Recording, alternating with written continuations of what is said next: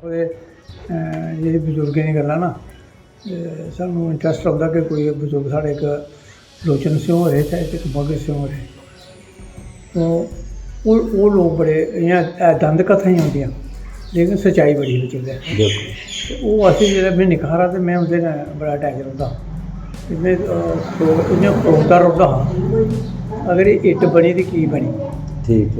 ਇਹਦਾ ਸਾਈਜ਼ ਹੁਣ 9 inch 5 inch ਕੀ ਹੈ ਪਹਿਲਾਂ 16 ਇੰਚ ਕੀ ਆ 15 ਇੰਚ ਕੀ ਆ 10 ਇੰਚ ਕੀ ਆ ठीक ਉਹਦੇ 'ਚ ਮੈਂ ਥੋੜਾ ਇੰਟਰਸਟ ਕਰਦਾ ठीक ਤੇ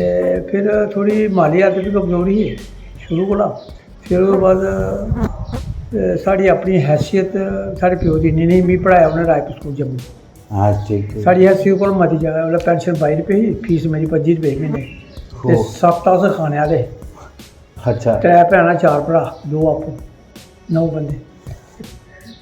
22 ਰੁਪਏ ਜਿਹੜੇ ਉਹਨੇ ਥੋਣੇ ਤੇ ਉਹ ਮੇਰੇ 25 ਰੁਪਏ ਮਹੀਨੇ ਉਹਨੇ ਫੀਸ ਦੇਣੀ 3 ਰੁਪਏ ਵਾਸਤੇ ਉਹਨੇ ਟੋਕਰੀ ਵੀ ਪਾਈ ਮੇਰੇ ਵਾਸਤੇ ਧਾਰੀ ਵੀ ਦਿੱਤੀ ਹੈ ਦਰਿਆ ਉਹ ਸਤੀਰੀ ਆਉਂਦੀ ਉਹਨੇ ਮੰਡੀ ਚਾੜਨੀ ਤੇ ਇਹਨੇ ਪਾਲਣਾ ਤੇ ਮੇਰੀ ਫੀਸ ਪੂਰੀ ਕਰਨੀ ਤੇ ਉਹਨੇ ਬੜੀ ਉਹ ਦਿਖੀ ਤੇ ਫਿਰ ਅਸੀਂ ਉਹ ਹਾਲਤ ਦੇਖਿਆ ਤੇ ਮੈਂ 65 'ਚ 10ਵੀਂ ਕੀਤੀ ठीक 11ਵੀਂ 66 'ਚ ਕੀਤੀ ਸਾਇੰਸ ਕਾਲਜ 12ਵੀਂ ਇਮਤਿਹਾਨ ਲਈ ਮੈਂ ਨੌਕਰੀ ਹੋਈ ਡਾਇਰੈਕਟ ਹੈਡ ਕਾਂਸਟੇਬਲ ਚਲੀ ਗਿਆ ਮੈਂ SSB 'ਚ ठीक ਉੱਥੇ ਮੈਂ 39 ਸਾਲ 1 ਮਹੀਨਾ 17 ਦਿਨ ਨੌਕਰੀ ਕੀਤੀ ਐਜ ਇੰਸਪੈਕਟਰ ਰਿਟਾਇਰ ਹੋਇਆ ਮੈਂ ਉੱਥੋਂ ठीक बहुत सही ਤੇ ਉੱਥੇ ਵੀ ਬੜਾ ਸਾਡੇ ਨਹੀਂ ਆ ਹੋਇਆ ਕਿ ਉਹ ਸਾਡੀ ਅਪਰੋਚ ਪਿੱਛੇ ਨਹੀਂ ਆ ਅਸ ਬਦਮਾਗ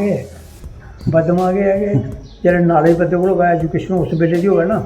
60-67 ਚ 12ਵੀਂ ਨੰਬਰ ਦਾ ਸਟੂਡੈਂਟ ਹੋਵੇ ਆਪਣੇ ਪਤਾ नहीं क्या समझा ਉਹਨੇ ਨੌਕਰੀ ਛੜੀ ਇੱਕ ਛੋਟੀ ਦੂਸਰੀ ਹੁੰਦੀ ਪਟਵਾਰੀ ਮੈਂ ਛੋੜੀ ਟੀਚਰ ਮੈਂ ਛੋੜੀ ਟਰਾਂਸਪੋਰਟ ਮੈਂ ਛੋੜੀ ਇਹਦੇ ਗਿਆ ਕਿਉਂ ਸਾਡੇ ਮੈਂ ਜਦੋਂ ਪਟਵਾਰੀ ਦਾ ਮੇਰਾ ਆਰਡਰ ਹੋਇਆ ਮੇਰੇ ਪਿਓ ਨੇ ਆਖਿਆ ਨਹੀਂ ਇੱਥੇ ਨਹੀਂ ਆਉਣਾ ਇਹ ਗੰਦੀ ਜਗ੍ਹਾ ਇੱਥੇ ਤੂੰ ਪੂਰੇ ਪਰਿਵਾਰ ਹੀ ਆਪਣੇ ਖਾਨਦਾਨ ਦੀ ਡੁੱਬੀ ਜਗ੍ਹਾ ਲਈ ਹੈ ਕਿਉਂ ਇੱਥੇ ਕਰਪਸ਼ਨ ਹੈ और जरा करप्शन की लत जिस बंदे एक बार लगी थी फिर कदम चाहती वो खाना तो कर बिल्कुल वो भी मैं छोड़ी थी फिर मैं इधे गया ते औरत दे उत्थे गै स्टैंड करा दी लेकिन है कि काफ़ी अच्छी है रोटी खाने की होंगी है पेंशन गौरमेंट खुली दिंदी है इन्नी खड़ोंदी नहीं सारे कोल बच्चे अपने बच्चा कम्म करा कोई हूँ वो नहीं है प्रैशर नहीं है हूँ स्ट्रगल नहीं है इन्नी स्ट्रगल नहीं है जिन्नी असें मैं नहीं की स्ट्रगल मेरे प्यो ने बड़ी की उन्हें फाके देखी मेरे खाते